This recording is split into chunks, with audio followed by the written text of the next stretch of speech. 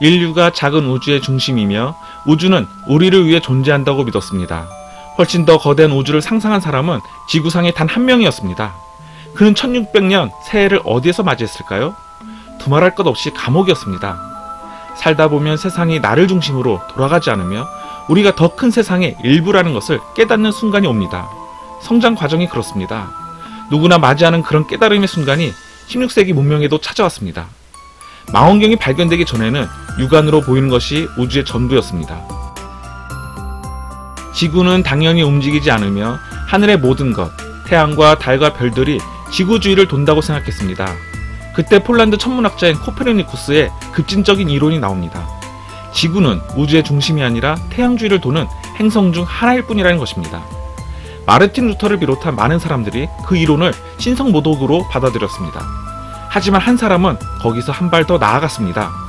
조르단 브루노. 그는 비좁은 우주에서 벗어나기를 꿈꾸었던 탁월한 반항아였습니다. 도미니크 수도사 시절에도 문제였습니다. 당시 이탈리아에는 사상의 자유가 없었지만 브루노는 신이 창조한 모든 세계에 대해 알고 싶었습니다.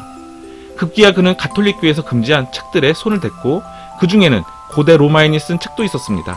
죽은 지 1500년이 넘은 남자가 하느님처럼 한계가 없는 더 넓은 우주의 존재를 브루노에게 속삭였습니다.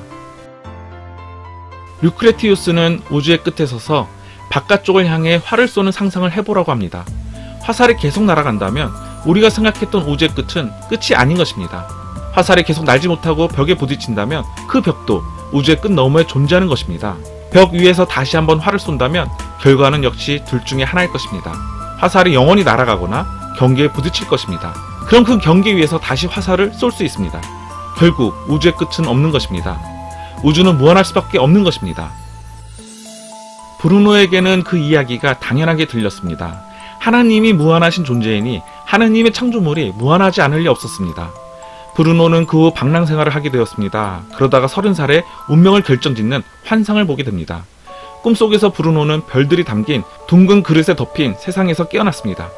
그것은 그가 살던 시대의 우주였습니다. 브루노는 우주를 향해 팔을 펼치고 무한한 공간으로 날아올랐습니다. 다른 이들을 올려다보던 세상은 이미 그의 뒤에 있었습니다. 그곳에는 위도 아래도 경계도 중심도 없습니다. 태양은 수많은 별들 중 하나에 불과했고 그 별들은 태양으로서 각자의 지구를 거느리고 있었습니다.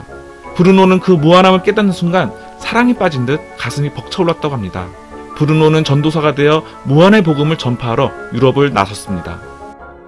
천지 창조에 대한 더 장엄하고 찬란한 관점을 다른 신자들도 당연히 받아들일 줄 알았던 것입니다.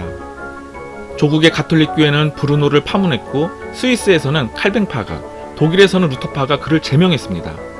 브루노는 옥스퍼드 대학의 초청을 받아 영국으로 갑니다. 마침내 수준이 맞는 청중 앞에서 자신의 결의를 펼칠 기회라고 생각했습니다.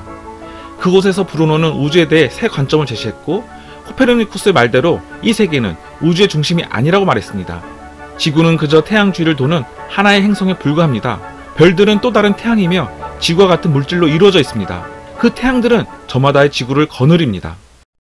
그러자 사람들은 미친 거요, 무식한 거요, 세상에 하나뿐이라는 것은 상식이라며 흥분하고 요동하였습니다. 그러나 그 상식이 틀렸습니다. 하나님께서는 수많은 세계로 이루어진 끝없는 우주를 창조하셨습니다. 사람들은 브루노에게 당신네 나라에서는 아리스토텔레스나 성경도 모르냐고 말하자 그는 낡은 지식, 전통, 신앙 등은 다 잊으라며 검증된 줄 알았던 모든 것을 의심하고 새로 시작하자고 합니다. 하느님의 뜻은 무한합니다. 그러나 그가 사는 세상에서 그런 이야기를 하는 것은 잔인하고 끔찍한 형벌을 받을 만한 죄악이었습니다. 조르단 브루노가 살던 시대에는 정교 분리의 원칙도 없었고 표현의 자유가 모든 인간의 권리라는 개념도 없었습니다. 전통적인 믿음에 반하는 생각을 표현했다가는 공경에 빠질 수도 있었습니다. 그는 이탈리아로 돌아갔습니다. 당시에는 종교재판이라는 제도가 있었고 브루노는 얼마 못 가서 사상경찰 소나기에 붙들렸습니다. 무한한 우주를 믿은 방랑자는 8년 동안 좁은 감방에 갇혀 살았습니다. 브루노는 모진 고문을 당하면서도 끝내 주장을 철회하지 않았습니다. 교회는 왜 그렇게까지 브루노를 괴롭힌 것일까요? 무엇이 두려웠을까요? 브루노의 주장이 옳다면 성경과 교회의 권위가 의심받을 수밖에 없었기 때문입니다. 마침내 종교재판의 추기경들은 브루노가 성삼위일체와 예수 그리스도의 신성을 의심했고 모든 사람이 구원을 받을 수 있다고 믿으며 다른 세계들이 존재한다고 주장했기 때문에 브루노가 쓴 모든 책을 수거해서 성 베드로 광장에서 불태우도록 했습니다.